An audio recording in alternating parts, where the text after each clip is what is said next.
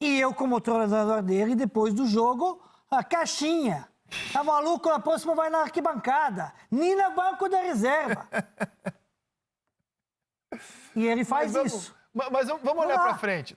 Vamos olhar Como pra frente. não dava para Hugo fazer o drible, tentar fazer o drible. Total, tô contigo. E queria tentar fazer em cima do Brenner. Tô contigo. Então, a diferença de você saber jogar com os pés, quando a bola vem... Outro segundo erro do Thiago Volpi é primeiro esse que corre para trás, segundo, dominar a bola, sempre tem que dominar a bola do lado.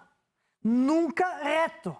Leva para um lado ou para o outro para poder ter um ângulo de fazer o passe ou de rifar, nas piores situações. O goleiro jogar com os pés é bom, por exemplo. O Ederson, você já viu o Ederson driblar? Driblar, não. E um jogador que joga melhor com os pés que qualquer um dos goleiros nossos brasileiros. Ele faz um passe 40 metros, ele joga e acerta, dá para cima, mas nunca driblou. Então, não é jogar com os pés, quer dizer, arriscar. É que acertar o passe, dar vantagem do passe profundo, do lançamento. Isso que é saber jogar com os pés.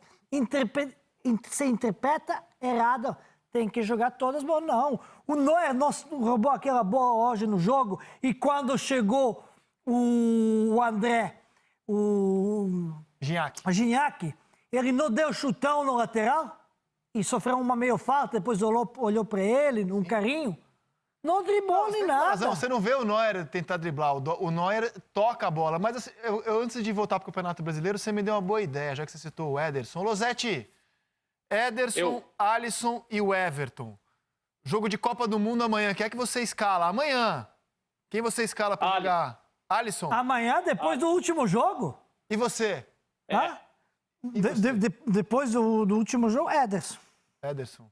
Cara, eu acho que eu penso muito em escalar o Everton, sabe? Não, que fase do Everton, cara? O Everton foi fantástico. Que fase do Everton? Maravilhoso nesses dois jogos. Uma pena não ter pego aquele pênalti do Tigres, do André Gignac.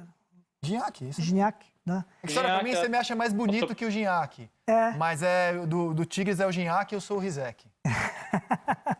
Mas porque faltou pegar, poderia pegar, não faltou pouco para pegar aquele pênalti. Tá jogando demais. Agora, jogou muito, demais. Ele diminuiu a distância, Rizek. Ele Verdade. diminuiu a distância abismal que existia dos dois goleiros brasileiros que jogam na Inglaterra para os que jogam no Brasil. Ele conseguiu se aproximar. Até porque na última Copa do Mundo os goleiros eram o Alisson. Aliás, o Galvão manda um recado que também escalaria o Everton. Boa, Galvão, tamo junto. Na última Copa a gente tinha o Alisson, o Ederson e havia um abismo para o Cássio. Nem se cogitava essa discussão entre Alisson, Ederson e Cássio. Hoje o Everton diminuiu muito essa distância. A imagem a que você se referia está aqui na tela, porque tudo que você pede, Petkovic, a equipe faz, ó. Essa jogada é toda desnecessária, ela é toda errada desde o começo. Desde a reposição. Eu acho que o goleiro tem que saber jogar, que ele tem que ser um recurso, que os times podem usar com parcimônia, mas desde a reposição até o domínio do Tietchan, até o toque de volta... Ô, Losetti, lance de churrasco, né, velho? Lance de churrasco isso aí, né? Lance de pelada de churrasco, né? Com um copo de cerveja na mão, né? Todo mundo bêbado, jogando bola com um copo de cerveja na mão, né? Falta leitura ali, porque o Ceará já tinha entendido que a chance dele conseguir fazer o gol, o Ceará não criou nada no jogo. A chance era roubar uma bola ali. Então, quando o Luan recua no lance do gol, o Luan não tem outra coisa a fazer, ele tá pressionado, ele tinha que recuar mesmo. Essa jogada, conceitualmente, ela não tinha que ter sido feita. Essa que a gente acabou de mostrar. Luan se tinha que fazer antes dele dominar a bola para trás. Quando a bola estava vindo, ele tinha a possibilidade. Mas dominou errado, dominou para trás, aí não tinha mais. Aí tinha que recuar. Tinha que recuar mais forte um pouco e abrir mais rápido para poder dar o ângulo do passe. Mas não fez errado, ele fez o básico, dominou a bola, vou para trás, vou retornar. Mas não fujam não desse painel aqui, ó. Eu quero que vocês olhem para o futuro agora. O Internacional, quando ele jogou, foi a primeira vez desde que ele reassumiu a liderança, que ele jogou assim, é o jogo que ele é favorito, ele é superior, ele é melhor, não tem como perder. O título tá na mão do Inter, o Flamengo tinha tropeçado contra o Bragantino e o Inter foi lá e conseguiu perder do Sport. Olhando esse caminho, o Internacional vê o Flamengo, que claramente é uma equipe com jogadores melhores do que o Inter. Acho que qualquer pessoa que está assistindo aqui o Seleção vai concordar comigo. O Flamengo tem jogadores melhores do que o Inter.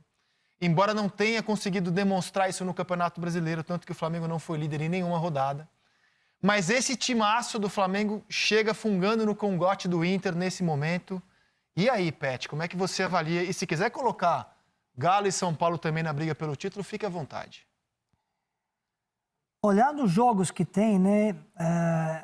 Eu acho que agora, pelo esse vacilo que deu o Internacional, virou página. Virou página. Bola passou a estar no pé do Flamengo. E agora o Flamengo depende de si mesmo. Depende de si mesmo. Tem 2 jogos agora em casa. Vencendo os 2 jogos em casa, ele vai para a última rodada definir contra o São Paulo. Sabe que ele pode ser campeão até na penúltima, né? Pode. Se o Internacional perder do Vasco, Claro o Flamengo que ganhar pode. do Corinthians... Então, agora ficou pro Flamengo em casa decidir. Só que tem entre aspas. Qual é? Casa do Flamengo.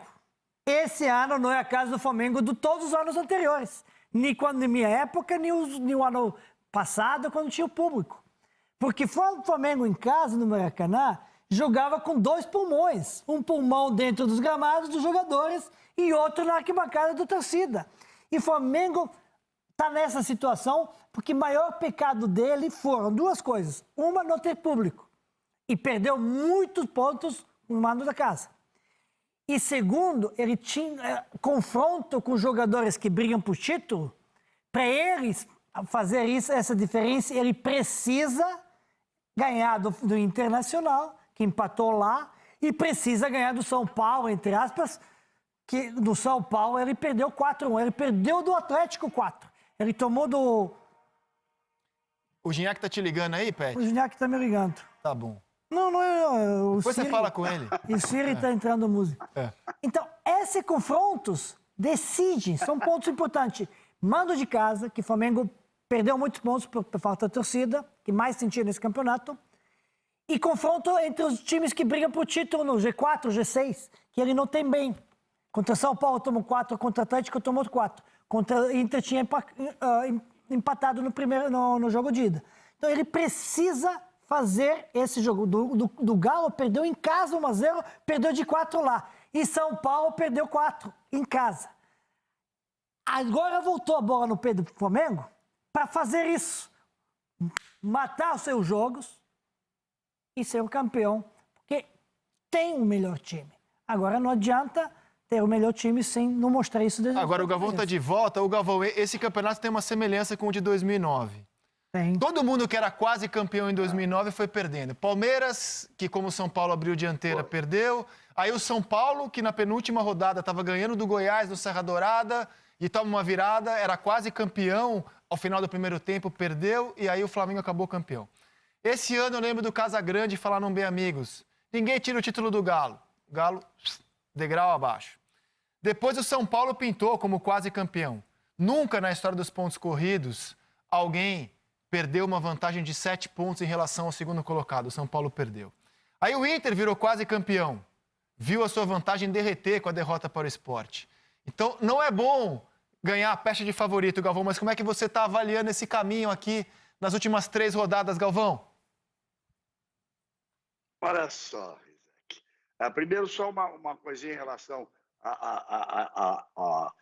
o Pet, melhor do que ninguém pode falar essa coisa dos 2 pulmões, do Flamengo tá sem torcida. Mas eu pergunto uma coisa ao Pet também. Será que com o Beira-Rio lotado ontem a torcida do Inter, o Inter teria perdido o jogo para o Sport? E assim tantos outros jogos. Essa é muito a razão de ser. O jogo do Flamengo com o Corinthians é diferente de jogar no campo do Corinthians se tivesse a torcida do Corinthians também em casa. Claro que a torcida do Flamengo sempre foi muitíssimo importante, mas assim como estou falando dos times de muita torcida, de muita popularidade, e que o torcedor atua muito, né? Então isso acaba fazendo a diferença para todo mundo. Eu não me arrisco a dizer nada. Você disse aí que disseram, o Atlético vai ser campeão, ou o São Paulo vai ser campeão. Eu venho dizendo que a gente está tomando rasteira a cada rodada. A última impressão, sensação é que o Inter tinha conseguido. Eu ia dizer, Rizek, disse isso na segunda-feira no Bem Amigos, o grande vencedor da rodada sem jogar foi o Inter. Porque os outros times não tinham conquistado as vitórias, ele ali esperando para entrar em campo, para fazer a vitória. Não conseguiu, acabou perdendo. Se olhar adversários ali, teoricamente, o caminho mais suave agora seria do Atlético Mineiro. Teoricamente. Vamos lá ver. Ele joga com o Bahia está brigando desesperadamente ali, agora nesse momento, desesperadamente com o Vasco, para não cair, mas jogando em casa, o Atlético não tem sido um bom visitante, mas tem sido um ótimo dono de casa, mesmo sem a torcida. Agora não sei exatamente o jogo que é em casa e o que é fora. Aí depois, na sequência ali, o que ele tem na sequência? Sport fora e Palmeiras em casa. Isso. Então aí ele vai ter... Sport fora, o Sport deu uma belíssima respirada e o Palmeiras em casa na véspera da decisão com o Grêmio. Então, vai ganhar 6 pontos em casa e um fora. Muitos pontos atrás. Ele está 4 pontos atrás do Flamengo nesse momento, 5 pontos atrás do Inter. O Atlético não soube fazer a sua pontuação nesses últimos jogos.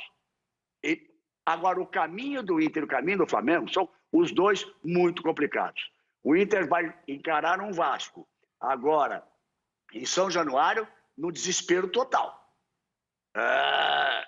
Como dizem os argentinos, hay que jugar a la muerte. Tem que jogar até morrer.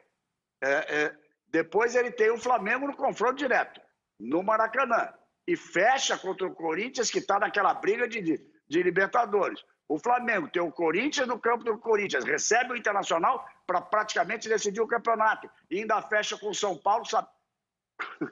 Tem um amigo que fala assim com o Ciro José, que você pode... Sabei-me lá como é que o São Paulo vai jogar e por que o São Paulo estará jogando nessa última rodada.